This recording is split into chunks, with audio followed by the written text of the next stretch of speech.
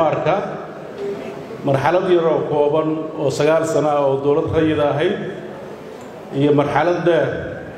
oo 22 sano oo nidaam military ah oo xukunku uu meel kaliya ku urursan yahay dadkana meel qura loo jiheeyo iyo 30 sano oo dalku dagaal sokeeye iyo hogaamiyad kooxeedyo isugu jira kuwa madani ah iyo kuwa military ah iyo kuwa diini ah ay muddo dheer soo maray wadeed waxa daba socday dadaallo dawlad dhis ah oo 2000 ka soo bilowday oo maalinba heer soo maray oo hadda meel soo fariisanayo isagana runtii lahaa marxaladihiisa kala duwan waxa intaas oo dhan ay qirayeen in dalkani uu ku jiro geedi socod dawlad dhisid oo marxaladaha ku habboon shacabka Soomaaliyeed ee daalan inay u banbaxaan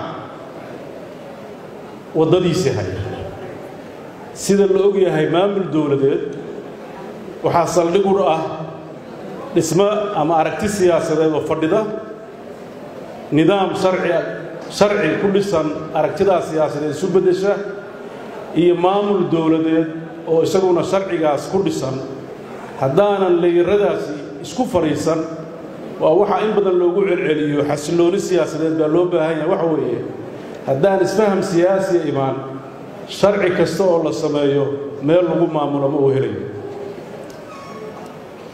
waxaa kaloo ogtihiin siyaasad kasta oo jirta waxaa saldhig u ah falsafad siyaasadeed oo siyaasadda ka dambaysa oo hogaamisa sida aan la wada soconno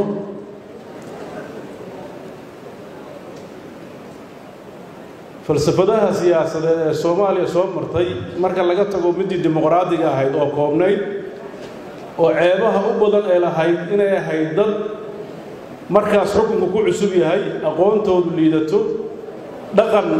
qabiil oo yaqaana awoodda dawladnimad oo yarayd ayaa waxa aad loogu sheegaa inay gacan bidixeeyeen hantidii yarayd iyo awoodii maamul yar haysay oo inta badan waxa la yiraahdaa musuqmaasuqa badnaa musuqmaasuqaas jiray 60meeyadii wili waa jira resource yar baa keenaya shaqooyinka ilaa ay hadda la bixiyo waxa la yiraahdaa waa la musuqmaasuqay hantida yar ee dawladdu leedahay waa la musuqmaasuqay musuqmaasuqaasi waxa uu ka dhalan karaa waa faqriga iyo awoodda yar ee dhaqaale ee la haysto laakiin marka dhinaca kale laga fiiriyo awood maroorsi siyaasadeed oo weyn ma jirin laakiin 22 sano wuxuu dalka baray marka laga tago musuqmaasuqi kale iska soconaya intay dadkan faqriga ka baxayaan iyo dhibaatada wuxuu baray maroorsi xukun iyo aniga eriyo lagama daba oran karo arintaasi waxay abuurtay walaaca maanta qof kasta oo Soomaaliyeed oo jooga uu leeyahay waa walaacsan waxaan hadalkayga gundhiga uga dhigayaa falsafada siyaasadeed ee xukuumadda hadda jirta oo muddo badan aanan fahamsanayn oo aan hadda maanta walaalkay Mahdi aan ka bartay waxa ii soo muuqatay marka laga soo bilaabo 2 March ama bishii saddexaad xeerkii la gudbiyay ee ahaa BR-ka oo ahaa in single constituency iyo liis xiran marka laga soo bilaabo oo hadda lagu tilmaamay in laga tanaasulay oo lagu xejiyo mid la yiraahdo hybrid boo ahaa oo baarlamaanku uu sameeyay oo lagu xejiyo waxa halka hadda taagan waxa sartu ka qurbaysa waxa way falsafada siyaasadeed ee ku dhisan tahay doorashada ayaan la iska waafaqsanay Puntland maxay hadaba aragtaa Puntland waxay aragtaa tan iyo markaas in dalkaani uu ku jiro geedi socod siyaasadeed oo 4 sano soo socota ay muhiim u tahay in loo tago iyadoo heshiis leeyahay oo heshiis laga yahay habka dawladdu u dhismayso sida awoodaha loo qaybsanayo sida resource-ka loo qaybsanayo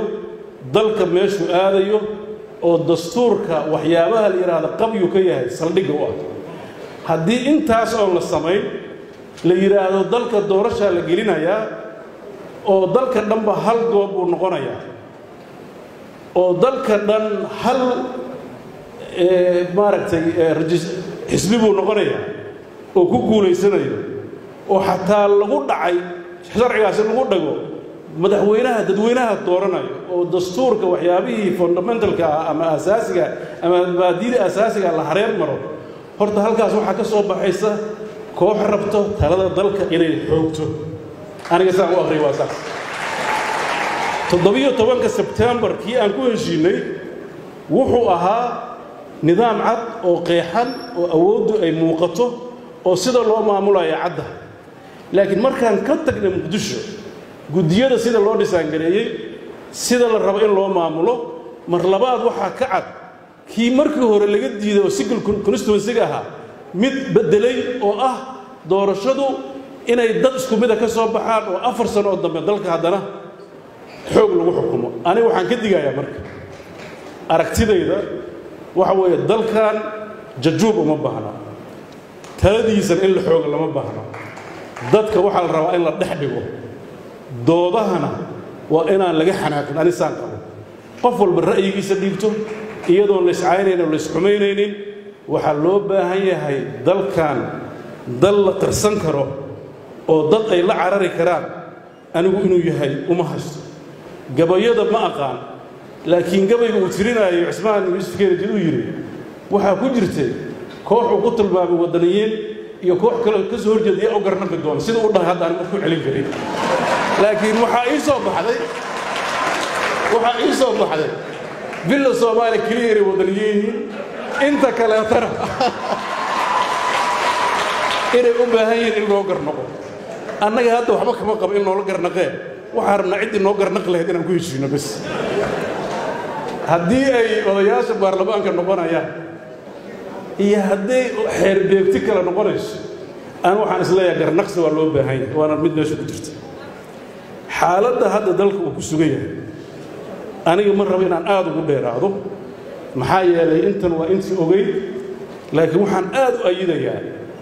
in doodo macno leh oo ku dhisan falsafado siyaasadeed oo ku qotoma sharciyo sax ah oo noqonaya masiirka boqolka sano soo socota siday Soomaaliya u ekaan lahayd in goobtan laga curiyo dambay ku jirtaa waxaan kaloo intaa rabaa inaan ugu soo dhawaado doorashada hadda 2021 la filayo dabcan heshiiskii 17 Sebtembar intii gashay oo anigu aan ka mid ahay wili ma arag cid diidan oo heshiiskaas madaxweyne xasan sheekh oo u hadlay musharaxiintana inaan heshiiskaas dhib ka jirin buu tilmaamay qof dhib ka qaba waa dhici kartaa laakiin waxaan maleynayaa inta badan inaan heshiiskaas dhib ka jirin waxa soo baxay habraacyo isaga daftarkiisa doodo way ka imaan karaan laakiin waxa ku qornaa qodob haddaan khaldanayn inuu jiro la oranayo habraacyadu waxa loo noqonayaa 2016 kii ahaa marka haddii khaladaad ka yimaado kii 2016 halku yaalaa marka maxaa dhiman waayo marka waxa dhiman marka waxa weeye in doorashadii haddii heshiiskii la ogol yahay oo baarlamaanku ansixiyay oo habraacyadii waxna qoran yihiin waxna hore loogu soo dhaqmay waxa la rabaa maamulka doorashada in hore loo galo oo aysan noqonin in koox siday rabto u maamusho waxaan anu ka digayaa marka mar walbana waxa la yiraahdaa doorasho ama go'aan unilateral oo koox leedahay ama qayb dalka ka ah halis aan laga soo noqon karin bukeed waxaan ku baaqayaa in la isku soo noqdo ceeb maaha in la doodana ceeb maaha in wax la wala shaafinaya qodobada hadda ugu muhiimsan ee taagan ani marmara dad waxay yiraahdaan oo hadda dhalinyaro xoogaa hadallo loo soo dhiibiyay madaxweynaha waa Puntland maxaa gada ka galay oo hadda gada Soomaaliya ma horta doorashada laga hadlayo doorashadii Soomaaliya ma ragadayaasha saaxiibadeen waxay dhaheen wasiibidu aad afdheerida maxaa Soomaaliland ka galay horta Soomaaliya xidid iyo qaraabo iyo saaxiibaan halkay joogaano haddaan aan u hadal oo mas'uul Soomaaliyeed ayaa ka hadlaya waxaan ka hadlayna waa doorashada Soomaaliya iyo heshiiskii la galay dulduleelada uu leeyahay